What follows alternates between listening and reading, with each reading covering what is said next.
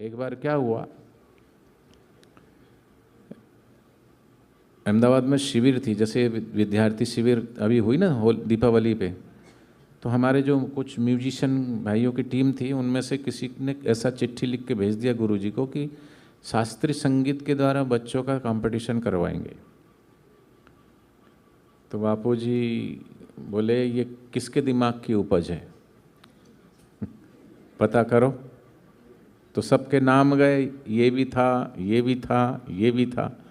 बोले सबको बोलो कि एक मोटा रजिस्टर लो और उसमें लिखो, हे राम जी धिक्कार है उन यक्षों को, उन गंधर्वों को, उन किन्नरों को जो सिर्फ नाच और गान में ही मकसूल है, जो आत्मज्ञान से वंचित है। ऐसे यक्षों को, गंधर्वों, किन्नरों को सबको धिक्कार है, धिक्कार है।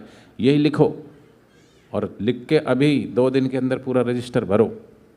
अब वो लेकर के रजिस्टर और पेन लिखते लिखते लिखते, अब सोचो कभी ऐसे ऐसे हाथ करे, कभी लिखे, फिर ऐसे ऐसे अब जिंदगी में वो कभी लिख के नहीं भेजेंगे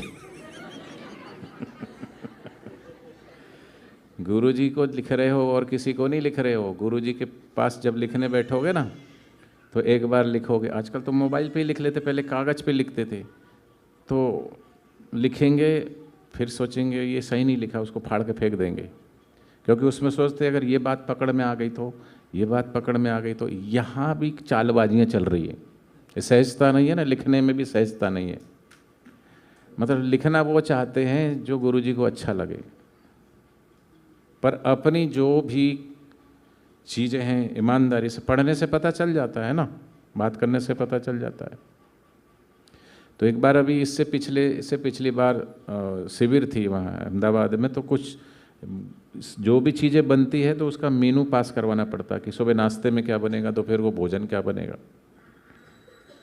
तो कुछ अहमदाबाद के कुछ बाल संस्कार के कुछ प्रभारी भाई लोग थे और कुछ रसोई के भाई, उन्होंने सबने मिलकर गुरुजी को चिट्ठी लिखी जी, सब मेनू लिखा था, सुबह ये बनेगा, दोपहर को, शाम को। उसमें लिख दी कि अगर इसमें हम दोपहर को अगर चटनी भी दे दें तो गुरुजी बोले किसका सुझाव है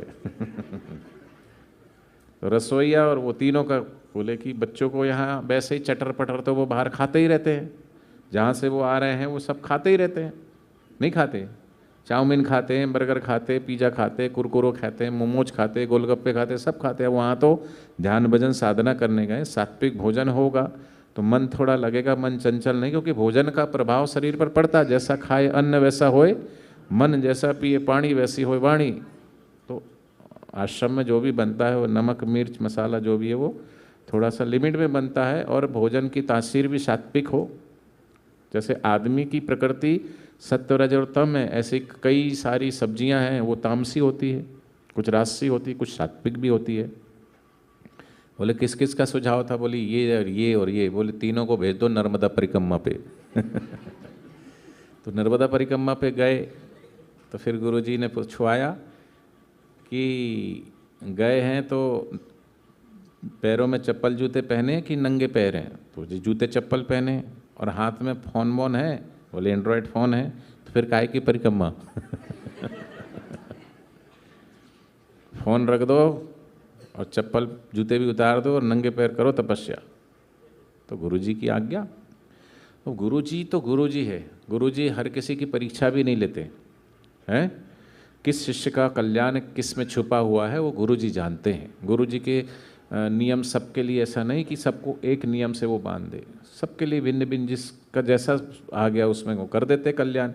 और हमारे लिए क्या कल्याणमय वो गुरुजी के श्रीमुख से निकल ही जाता है, वो कोई जान के थोड़ी उनके मुख से निकल ही जाता है। गुरु के मुख से निकला हुआ हर वचन वरदान होता है।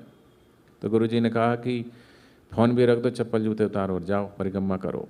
फिर गुरुजी ने दूसरे दिन पूछवाया कि कहाँ पहुँचे वो लोग, तो कह जी पता नहीं, क्योंकि फ़ोन तो यहीं रख दी है। अरे एक आध तो ले जाते छोटा मोटा मैं बात कैसे करूँगा। तो कुल मिलाकर के गुरुजी वो फिर ढूंढे उनको। अब वो तो सुबह के निकले थे, दोपहर को संदेशा आया, तो फिर ढूंढे उनको, फिर बात कराई। कैसा लग रहा है? जी जी जी जी अच्छा लग रहा है। ये बोले कैसा लग रहा है, दूसरे से पूछे तुझे कैसा लग रहा है, जी गुरुजी बड़ा आनंद आ रहा है। अच्छा आनंद आ रहा है, सेवा छोड़ के उधर भटक रहा है, आनंद आ रहा है, चल वापस आओ सेवा में लगो अपनी। तो हमारी पकड़ छुड़वाते हैं। सद्गुरुदेव भगवान की जय।